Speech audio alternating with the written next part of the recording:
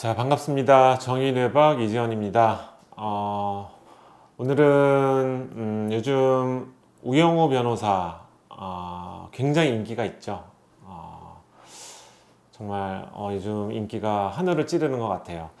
저도 이 자폐 스펙트럼 장애가 있는 친구들을 치료하고 있는 의사의 입장에서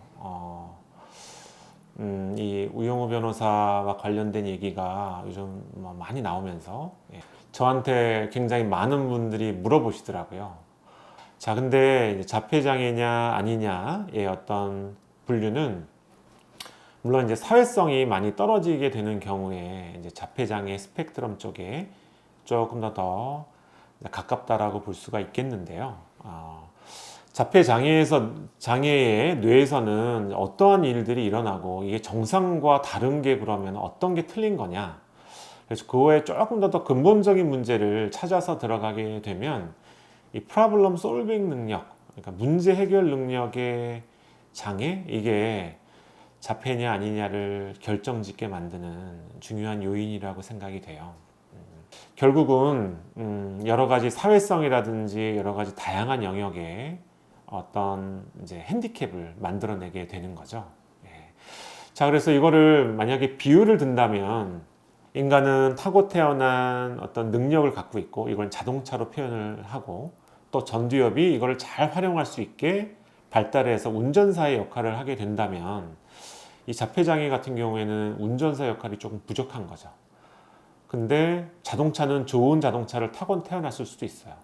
그래서 남들보다 수학 능력이 더 뛰어나거나 아니면 그림 그리는 능력이 더 뛰어나거나 이런 것들을 유전적으로 가지고 태어날 수 있어요. 근데 이게 뇌에서 이런 기능들을 잘 조합을 해서 지금 현재 나한테 가장 이로운 문제 해결을 해 나가야 되는데 그 해결이 좀 어려운 거죠.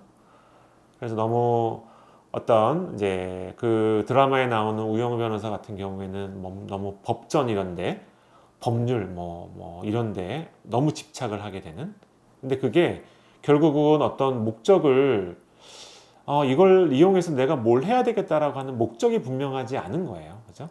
어떤 특정 능력이 확 개발이 되고 발달이 되게 되는데 그 능력을 충분히 이용할 수 있는 어떤 목적에 기반하지 않고 어떤 특정 능력이 확 개발이 되는 이런 상태가 이 서번트 증후군이라고 하는 형태로 나타나게 되는 거죠. 그래서 왜 옛날에 영화 중에 굉장히 오래되긴 했지만 레인맨 이런 영화 같은 경우에는 숫자에 대해서 굉장히 기억력이나 이런 게 좋죠. 계산 능력도 엄청나게 빠르고 그래서 이런 수학에 관련된 능력이 굉장히 뛰어나다든지 근데 이게 전체적인 문제 해결 능력은 좀 떨어지는 이런 형태가 이제 될 수밖에 없는 거죠.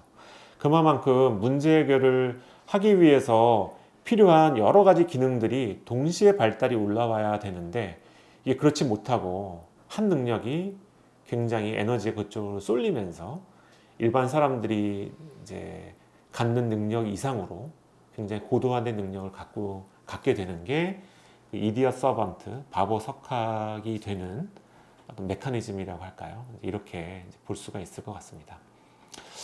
자, 그래서 제가 자폐 장애 아이들을 여러 이제 친구들을 보고 그런데요. 근데 이게 질환이 있느냐 없느냐가 정말 1과 0처럼 딱 구분되는 어떤 라인이 딱 있는 거는 아니에요.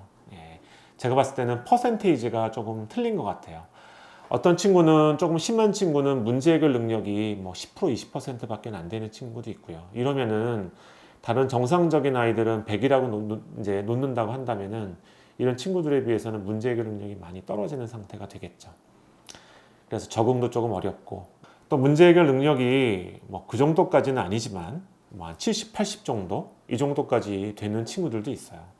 그러면 옆에서 봤을 때는 조금 뭔가 부족해 보이나 그래도 여러 가지 어떤 기능들이 그래도 어렵지 않게 수행이 되는 이런 수준이 될 수도 있는 거고요.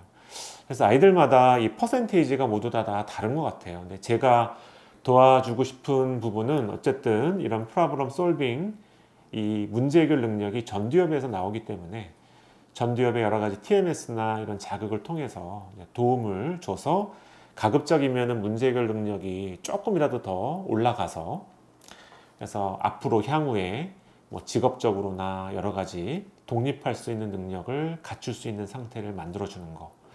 이게 이제 자폐 아이들에게 가장 필요한 이런 치료적인 접근이 아닌가 싶고요. 그런 면에서 봤을 때 우영우 변호사는 제가 볼 때는 판단이나 이런 능력도 물론 뭐 운이 좋게 뭐 어떤 것들이 이제 일어났다 이런 식으로 표현이 되기는 해요. 그 드라마 상에서는. 근데 제가 볼 때는 문제 해결 능력도 상당히 높고 이런 상태가 아닌가. 물론 이제 자폐 장애에서 나타나는 뭐 반향어라든지 상동행동 뭐 이런 게 이제 있다라고 이제 표현이 되고 있는데 근데 이제 그 정도의 판단 능력이나 문제 해결 능력을 갖고 있으면은 제가 봤을 때는 그거를 꼭 장애라고 봐야 되느냐. 그냥 반향어나 이런 게 좀 있다고 그걸 꼭 장애로 봐야 되나. 이런 생각이 좀 들기도 합니다. 자, 그래서 요즘 뭐 관심들이 굉장히 많고 재미있게 보고 이제 계신 드라마인 것 같아요. 그래서 제 바람은 어쨌든 이런 계기를 통해서 뭐 자폐 장애에 대한 여러 가지 뭐 인식이라든지 이런 것도 조금 바뀌고 여러 사람들이 이런 나랑은 조금 다른 이제 분류의 사람이 있다라는 거를 좀 인정하고 서로 같이 이제 여러 세상의 문화들을 공유할 수 있는 이런 분위기가 됐으면 좋겠다. 이렇게 생각이 됩니다.